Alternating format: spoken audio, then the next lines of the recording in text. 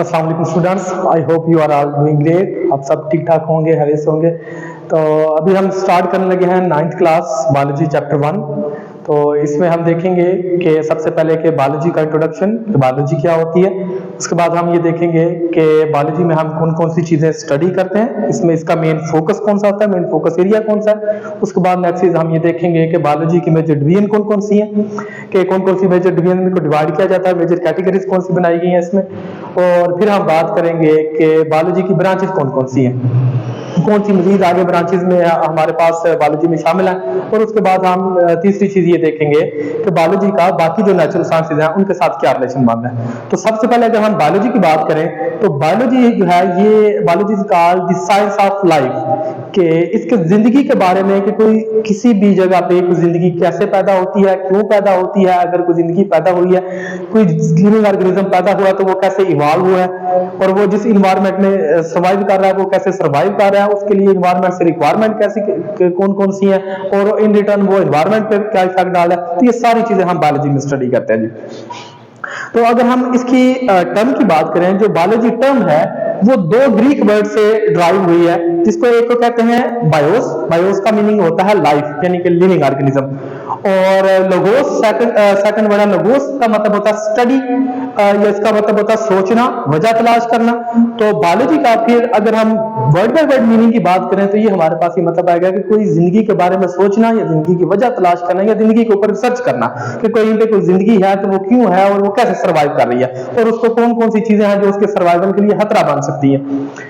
उसके बाद ये बायोलॉजी जो है वो हमें हेल्प करती है किन किन चीजों में, देखते जाएं जी। सबसे पहले इसका स्ट्रक्चर, लिविंग ऑर्गेनिज्म जो है उनका स्ट्रक्चर, तो कोई जो लिविंग ऑर्गेनिज्म है अब हमारे पास एक जो कह लें कि कंप्लेक्सिटी है लिविंग ऑर्गेनिज्म की। हमारे पास सिंगल जो यूनिसेलुलर ऑर्गेनिज्म है, सिंगल सेल ऑर्गेनिज्म है हमारे पास। उसके बाद सिंपल मल्टीसेलुलर है, उसके बाद कम्प्लेक्स मल्टीसेलुलर है, जिसका कि एक ह्यूमन बीइंग की एग्जांपल ले लें आप। उसके बाद ये दूसरा ये काम हमें दूसरी हमें ये हेल्प करती है, ये हमें बताती है कि जो लिविंग ऑर्गेनिज्म है वो फंक्शन कैसे करते हैं, उनके अंदर डिफरेंट किस्म के ऑर्गन्स हैं, या अगर कोई सिंगल सेल ऑर्गेनिज्म है तो उनके अंदर ऑर्गेनेलीज है, वो कैसे फंक्शन करती हैं, कौन सी ऑर्गेनेली का क्या काम होता है, ये सारी चीजें हम देखते हैं बायोलॉजी में।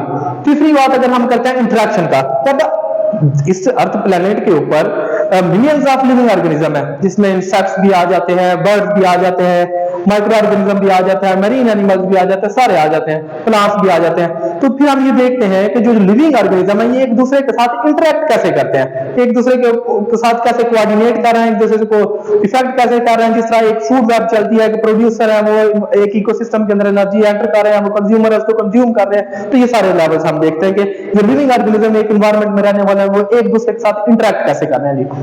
तीसरी बात अगर हम देखें तो ये हमें बायोलॉजी मदद किस चीज में करती है, कि हमें ये बताती है, इसकी मदद अगर हम बायोलॉजी में बताती है कि कोई लिविंग ऑर्गेनिज्म है तो फूड कौन सा चाहिए, कौन कौन से सोर्सेज है जहां से वो फूड ऑब्टेन कर सकता है, कौन कौन से ऐसे यूं कह लें कि ऐसी नाइफ है जो एक्सप्लोर कर सकते हैं फूड के लिए। फिर ये हमें बताता है कि जी हेल्थ, उनके हेल्थ के बारे में बताता है कि कौन कौन सी ऐसी चीजें हैं जो कि किसी लिविंग ऑर्गेनिज्म के लिए, जो कि किसी भी एक एनवायरनमेंट में रहा है, उस एनवायरनमेंट के अंदर ऐसी कौन सी चीजें हैं जो कि उसकी हेल्थ के लिए फायदेमंद है, और कौन सी ऐसी चीजें हैं जो उसकी हेल्थ को नुकसान पहुंचा सकती हैं। तीसरा हम ये देखते हैं कि हमें इन्वायरमेंट जो है वो किसी लिविंग ऑर्गेनिज्म का इन्वायरमेंट जो है वो कैसे किसी इन्वायरमेंट में खुद को अडॉप्ट करता है। अगर हम कैसे उसके इन्वायरमेंट को बेहतर बनाएं तो हम किसी लिविंग ऑर्गेनिज्म की क्वालिटी ऑफ लाइफ को बेहतर बना सकते हैं जी।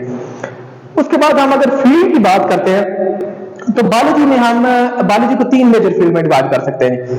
पहली है जूलॉजी, फिर है बॉटनी, और तीसरी है माइक्रोबायोलॉजी। वैसे भी अगर आप लिविंग ऑर्गेनिज्म को देखें तो हमारे पास ये तीन ही बड़े ग्रुप बनते हैं, पौधे हो गए, दरख्त हो गए, और पौधे और दरख्त एक ही बात है, दूसरे पौधे और जानवर हो गए, या फिर वो माइक्रो ऑर्गेनिज्म जो हमारे पास आ जाते हैं, जिसमें वायरस आ जाता है, बैक्टीरिया आ जाते हैं। और दो वायरसेस को हम इन बिटवीन समझते हैं लिविंग नॉन लिविंग ऑर्गेनिज्म के, लेकिन वो फिर भी कुछ लिविंग ऑर्गेनिज्म वाली कैरेक्टरिस्टिक्स शो करते हैं, तो हम उनको भी बायोलॉजी में स्टडी करते हैं।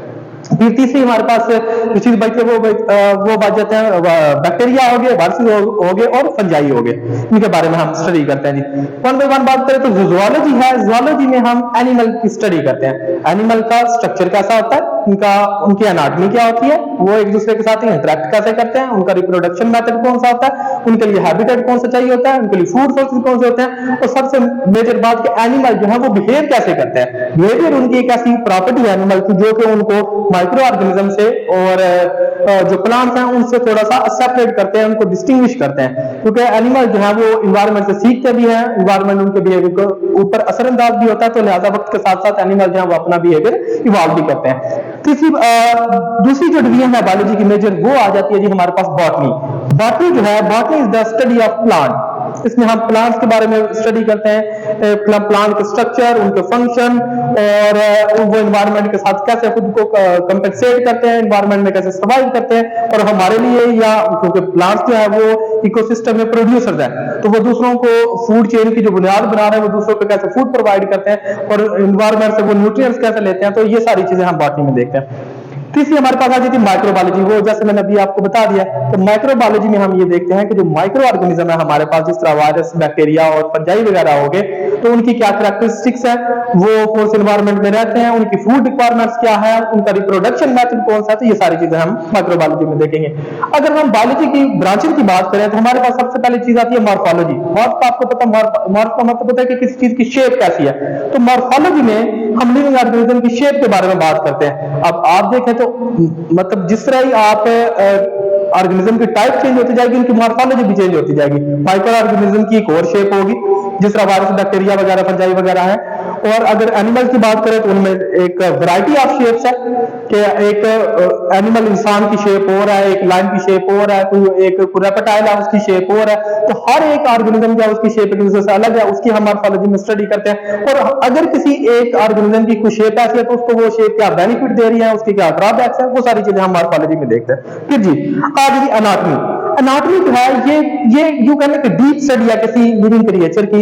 इसमें हम इंटरनल स्ट्रक्चर देखते हैं कि अब अगर किसी लिविंग ऑर्गेनिज्म की बॉडी के अंदर कोई सिस्टम फंक्शन कर रहा है तो उसके कौन कौन से कंपोनेंट्स है, वो सिस्टम कैसे फंक्शन करता है। फॉर एग्जांपल अगर हम ले लेते हैं मिसाल अपने सर्कुलेटरी सिस्टम की, तो हम देखते हैं कि हमारे सर्कुलेटरी सिस्टम में कौन कौन से ऑर्गन इन्वॉल्व है, हार्ट हो गया, ब्लड वेसल्स होगी। इस तरह अगर हम अपने रेस्पिरेटरी सिस्टम की बात करते हैं तो हम उसमें देखेंगे कि लंग्स कैसे फंक्शन करते हैं, इनका स्ट्रक्चर क्या होता है, डायफ्राम क्या होती है, चेस्ट कैविटी में इनकी लोकेशन क्या होती है। तो एनाटॉमी में हम बेसिकली इंटरनल स्ट्रक्चर के बारे में पढ़ते हैं। और इंटरनल स्ट्रक्चर के बारे में पढ़ने का ये फायदा हो जाता है कि हमें एक तो उन बीमारियों की तशखीस में मदद मिलती है, दूसरा हमने अगर किसी को ऑपरेट करना है या उनकी एनाटॉमी स्टडी करनी है तो स्टडी करने के लिए किस तरह के हमारे पास मेडिकल टूल्स होने चाहिए, वो टूल्स डेवलप करने में हमारी मदद करती है एनाटॉमी। तीसरा आ गया फिजियोलॉजी। अब फिजियोलॉजी की हमने बात तो कर ली कि हमने कहा कि ऑर्गेनिज्म के अंदर स्ट्रक्चर होता है जी और सिस्टम होता है, जैसा circulatory system, respiratory system, nervous system. अब फिजियोलॉजी में हम ये देखते हैं कि किसी भी लिविंग ऑर्गेनिज्म के अंदर पाया जाने वाला जो स्ट्रक्चर है या कोई एक सिस्टम है, वो फंक्शन कैसे करता है, उसका फंक्शन करने का मेथड कौन सा है, वो चीजें हम फिजियोलॉजी में देखते हैं। तो नेक्स्ट आ गई हमारे पास हिस्टोलॉजी। हिस्टोलॉजी निकला है हिस्टो मींस टिश्यू। इसमें हम क्या करते हैं कि मुख्तलिफ टिश्यूज के जो है वो स्टडी करते हैं कि टिश्यूज बनते कैसे हैं। टिश्यू हम कहते हैं कि एक ही तरह का सेम स्ट्रक्चर, सेम फंक्शन वाले जो सेल है वो मिलकर एक टिश्यू बनाते हैं और इसी तरह टिश्यू मिलकर एक ऑर्गन बनाते हैं। तो ये देखते हैं कि टिश्यू का स्ट्रक्चर क्या है और टिश्यू के बाद उससे बनने वाले ऑर्गन का स्ट्रक्चर क्या होगा। टिश्यू जो हिस्टोलॉजी है ये हमें मदद करती है मॉलिक्यूलर लेवल पे जाके चीजों को स्टडी करने की, नए ड्रग्स बनाने की, और ड्रग्स वो कैसे टिश्यूज को, सेल्स को इफेक्ट करेंगे, वो सारी चीजें देखने में मदद करती है जी।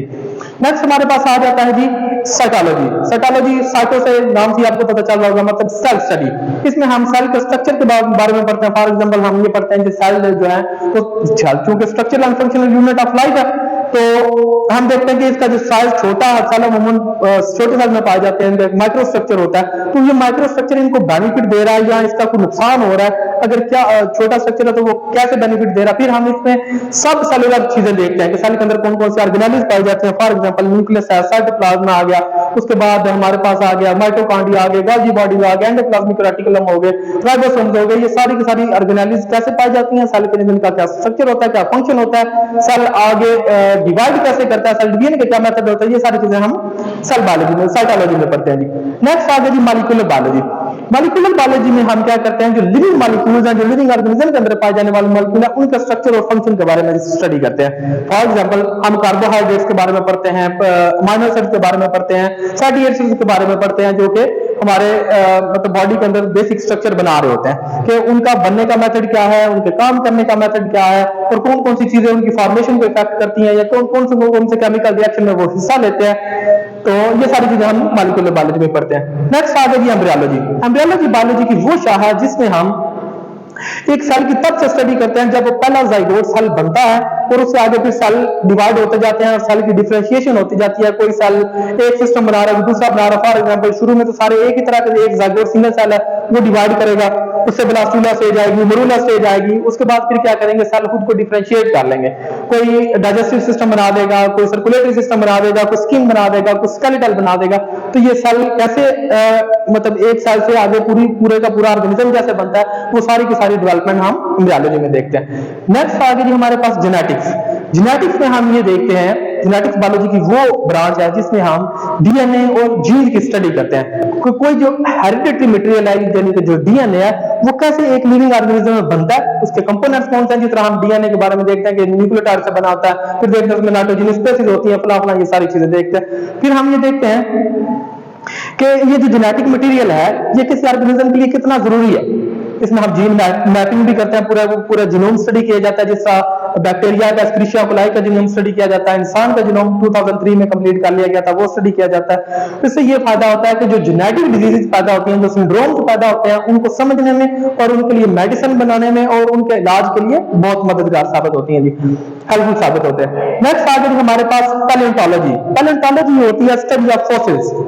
अब हम आज अज्यूम करते हैं कि एक वक्त था कि हमारे पास इस प्लेनेट के ऊपर डायनासोर पाए जाते थे। अब हम में से लाइव तो किसी ने कोई डायनासोर नहीं देखा, ठीक है, लेकिन हमारे उनकी कुछ बाकियात मिली हैं, कुछ ऐसे फोसिल्स मिले हैं जो जिनसे हम अंदाजा लगाते हैं कि आज से पहले जो जिंदगी किन शक्लों में पाई जाती थी, किस हालत में पाई जाती थी, उसकी क्या फॉर्म थी। तो ये सारी चीजें हम देखते हैं पैलेंटोलॉजी में। और फोसिल जो उसकी एग्जांपल लेने के साइनोबैक्टीरियम जो हमें ओल्डेस्ट फोसिल अभी तक मिला वो 3.5 बिलियन ईयर्स पहले का फोसिल है। तो अब अगर हमारे पास फोसिल ना होते तो हम जो अर्ली लाइफ फॉर्म है कि लाइफ इवॉल्व कैसे हुई थी या आज से मिलियंस ऑफ ईयर्स पहले ऑर्गेनिज्म किस फॉर्म और किस शक्ल में पाए जाते थे वो हमें पता ना चल सकता। नेक्स्ट आ गया जी हमारे पास वो आ जाता है जी फार्माकोलॉजी।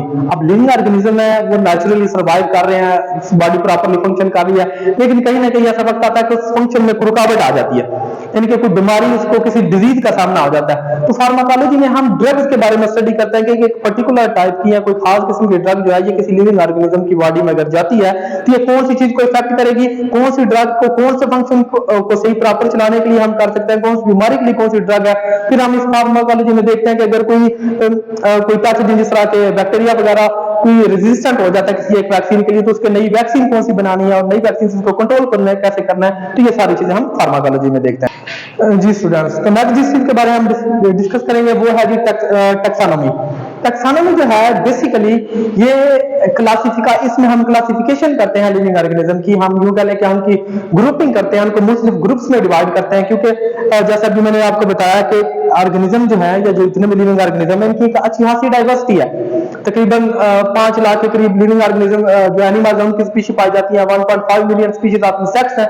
तो इतना ज्यादा जो एक डाइवर्स ऑर्गेनिज्म है उनको वन बाय वन या यूं कह लें कि अकेले के लिए उनको स्टडी करना बहुत डिफिकल्ट और एक बड़ा हैक्टिक टास्क हो जाता है। तो उनकी स्टडी को आसान करने के लिए हम क्या करते हैं कि एक ही जैसी स्पीशी को, एक जैसी डिफरेंट मतलब सेम कैरेक्टरिस्टिक्स वालों को हम क्या करते हैं कि एक ही ग्रुप में रख देते हैं, ताकि अगर हम उसको स्टडी करना चाहें तो वो हमारे लिए उनकी स्टडी और उनको समझना और उनको मैनेज करना आसान हो जाएगी। नेक्स्ट आ जाए इकोलॉजी। इकोलॉजी निकला है हमारे पास इको से मतलब इन्वायरमेंट से, कि कोई भी लिविंग ऑर्गेनिज्म कौन से इन्वायरमेंट में रहता है, उस इन्वायरमेंट के अंदर कौन सा रोल प्ले कर रहा है, वो प्रोड्यूसर है, कंज्यूमर है, प्रोड्यूसर या कंज्यूमर है या फिर कोई डिकम्पोजर है, ये हम देखते हैं। फिर कि वो इन्वायरमेंट के ऊपर क्या असर डाल रहा है, कि इन्वायरमेंट कौन सी चीजें ले रहा है, रिटर्न इन्वायरमेंट को क्या दे रहा है, ये सारी चीजें इकोलॉजी में देखी जाती है। फिर आ जाते हैं मरीन बायोलॉजी। जिस तरह लैंड के ऊपर एक इकोसिस्टम पाया जाता है, इस तरह हम मरीन बायोलॉजी में मरीन इकोसिस्टम के बारे में बात कर रहे हैं कि मरीन इकोसिस्टम में प्रोड्यूसर कौन से है, वहां पे कंज्यूमर कौन से है, वहां पे कौन कौन से ऐसे फैक्टर हैं जो उनके लिए बेनिफिशियल है और कौन कौन से ऐसे फैक्टर्स हैं जो उनके लिए हार्मफुल है।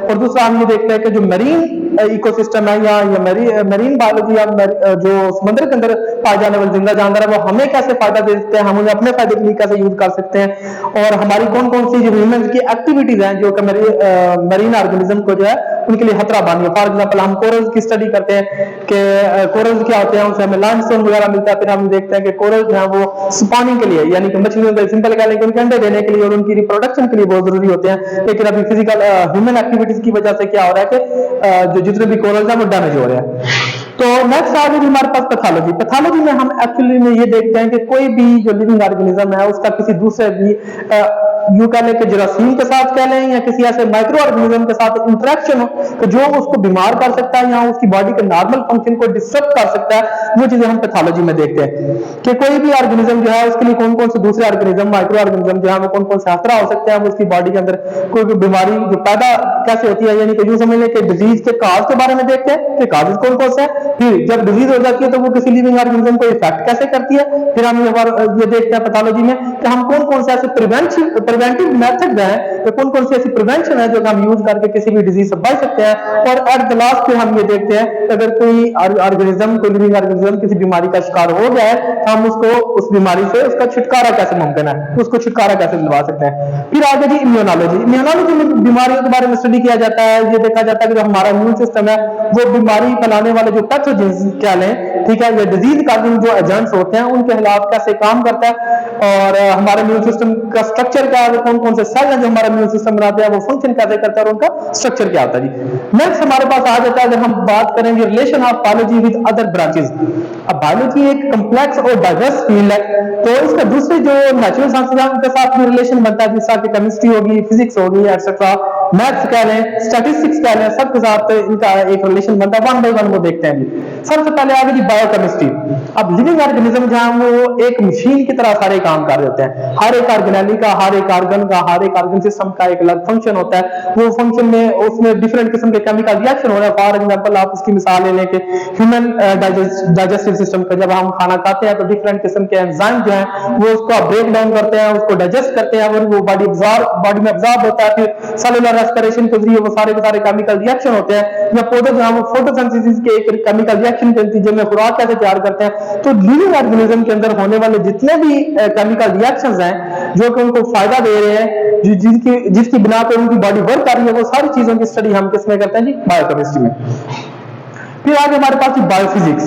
बायोफिजिक्स या फिजिक्स के कुछ ऐसे रूल्स हैं जो कि बायो में इस्तेमाल होते हैं। फॉर एग्जांपल हम फिजिक्स में लीवर फंक्शन की बात करते हैं कि लीवर कैसे काम करता है, लोड एसिड फुलक्रम कैसे काम करता है, उसको समझकर हम देखते हैं कि इंसान की बात कर लें या किसी और लिविंग ऑर्गेनिज्म, किसी और एनिमल की बात कर लें, उनकी बॉडी के अंदर स्केलेटन काम कैसे करता है, मसल कैसे मूव करते हैं, जॉइंट कैसे मूव करते हैं, इनकी अटैचमेंट कैसी है, ये कैसे लोड को उठाते हैं और कितनी इनकी कैपेसिटी है, ये सारी चीजें हम बायोफिजिक्स में देखते हैं। नेक्स्ट आ गई हमारे पास बायोजियोग्राफी।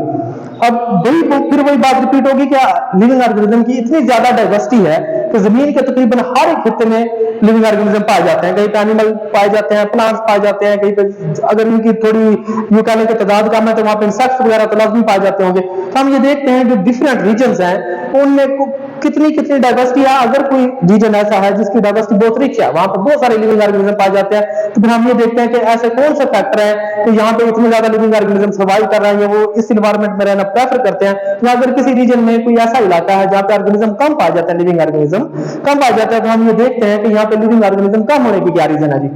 नेक्स्ट आ गया जी हमारे पास आ जाता है जी कंप्यूटेशनल बायोलॉजी। अब कंप्यूटेशनल बायोलॉजी भी बहुत जरूरी है। उसकी रीजन क्या है जी, अब बायोलॉजी में बाकी साइंसेस की तरह बायोलॉजी में भी डाटा हैंडल करना पड़ता है। फॉर एग्जांपल अगर आप जीनोम स्टडी कर रहे हैं तो आपको अमीनो एसिड्स के अंदर देखने पड़ते हैं, फिर आप डीएनए की स्टडी कर रहे हैं तो आपको फिर न्यूक्लियोटाइड उसके अंदर नाइट्रोजनस बेसिस की सीक्वेंसिंग देखनी पड़ती है।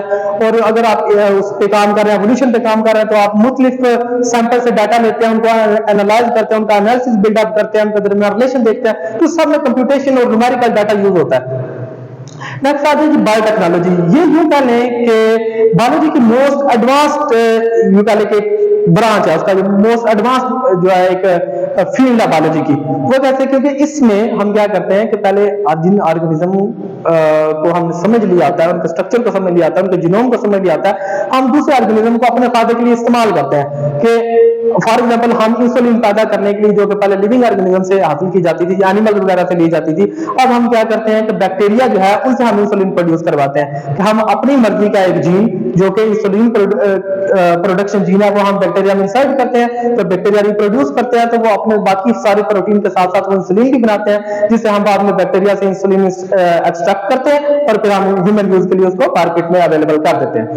फिर आ गया जी बायोइकोनॉमिक्स। अब बायोइकोनॉमिक्स में हम ये देखते हैं कि कौन कौन से ऐसे लिविंग ऑर्गेनिज्म है, कौन कौन से ऐसे एनिमल हैं जो कि इंसान को मुआशी तौर पर फायदा दे सकते हैं। फॉर एग्जांपल हम इसमें फिशेज देखते हैं, तो फिशेज का एक प्रॉपर बिजनेस है, पूरी मार्केट है, ठीक है। इस तरह हम देखते हैं श्रिम्प्स वगैरह का देखते हैं। उसके बाद हम ये देखते हैं कि पोल्ट्री की तरफ आ जाए, लेयर और ब्रायलर मुर्गे जो होते हैं हमारे पास, हम देखते हैं कि वो हमें कैसे फायदा दे सकते हैं। उसके अलावा आप कैटल फार्मिंग पे आ जाए, डेयरी फार्म पे आ जाए, तो ये सारी चीजें जो है हम बायोइकोनॉमिक्स में देखते हैं कि हम किस तरह लिविंग ऑर्गेनिज्म के ऊपर इन्वेस्ट कर सकते हैं और इनसे कैपिटल इन रिटर्न या इनसे बेनिफिट ले सकते हैं जी।